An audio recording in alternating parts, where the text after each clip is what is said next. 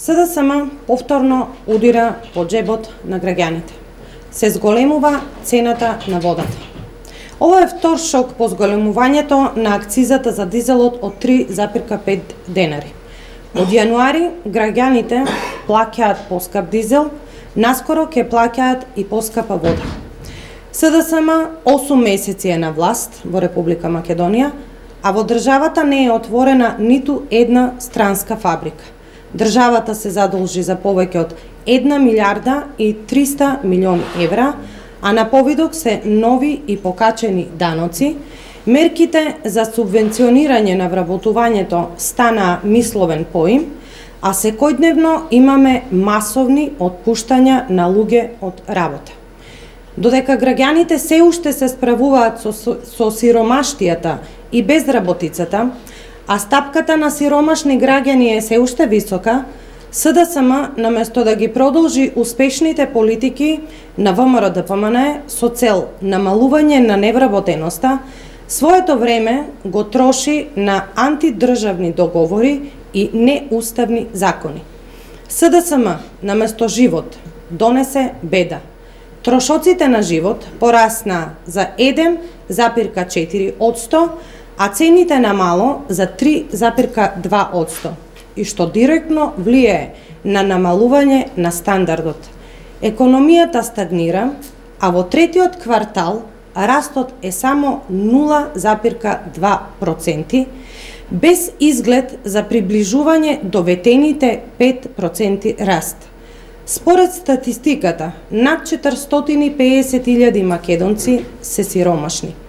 Најголем процент на сиромаштија е кај младите до 17 години и изнесува 30%. Додека кај граѓаните до 65 години сиромаштијата е 21%. Граѓаните се уште се соочуваат со екзистенцијални проблеми и на државата и е потребен континуитет на успешните мерки за намалување на невработеност, намалување на даноците и привлекување на странски инвестиции. ВМРО-ДПМН 10 години се бореше против сиромаштијата и невработеноста. Невработеноста ја намаливме од 38% на 22,1%, отворивме над 150.000 нови работни места и креиравме добра бизнис клима, со што Македонија беше рангирана на 5-то место во Европа, а на 10-то во светот за водење на бизнис. СДСМ не продолжи по успешните патеки од минатото. Државата ја задолжуваат без основ. Ништо од ветената плата од 500 евра, ги нема 100.000 денари плата за лекарите специјалисти, ветените 600 километри нов автопат ќе останат само мртво слово на хартија. Владата не само што не отпочна нови инфраструктурни проекти, туку ја кочи и реализацијата на тековните проекти започнати од ВМРО-ДПМН, како што се Демир Капија Смоквица, Кичево Охрид и Миладиновци Штип. Билансот за економијата од 8 месеци владење на СДСМ е еднаков на катастрофа. Економијата тоне, граѓаните почнуваат да запаѓаат во сиромаштија, а на власта око не и трепнува. Преговара за името без да ги информира граѓаните за текот на процесот, склучува договор со Бугарија кој има сериозни недостатоци и може да биде подобар, и гласа за двојазичност, за закон за двојазичност, кој што е во спротивност со Уставот и не е од полза на граѓаните.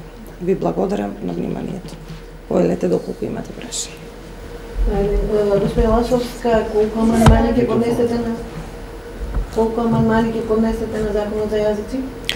Ова информација најверојатно ќе ја имате во текот на денот, се уште ги работиме, ја немаме се уште конкретната точната бројка. Во стотици или во илјади се број? Ќе има пресконференција во текот на денот и ќе бидете навреме информирани. Ја мислам дека како што коментирате граѓаните, како што коментира јавноста, ВМРО-ДПМН е помалку или повеќе наликува на СДСМ во однос на тоа кога тие беа во опозиција. велите економијата стагнира, нема нови вработувања и така натаму, сиромаштијата е голема.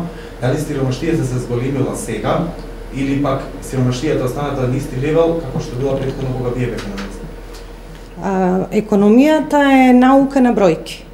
Бројките додека беше ВМРО ДПМН на власт кажуваат сосема спротивни бројки од она што е сега. Зголемена? Апсолутно сиромаштијата е зголемена во време на владење на СДСМ. Добро, ли тоа што го кажуваат леѓаните дека наликувате на СДСМ? Воопшто не. Воопшто не.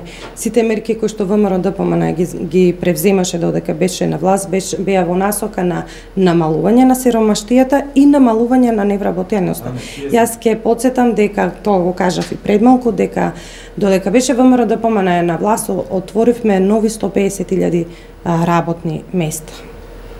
Во однос на утрешната координативна средба, дали ВМРО ДПМН го доби пакетот предлози кои што ќе бидат утре ставени на маса и со каков став ќе оди вашиот председател, односно вашата партија, или пак вашиот став ќе го изградите по средбата, кои се вашите црвени линии во однос на оваа тема?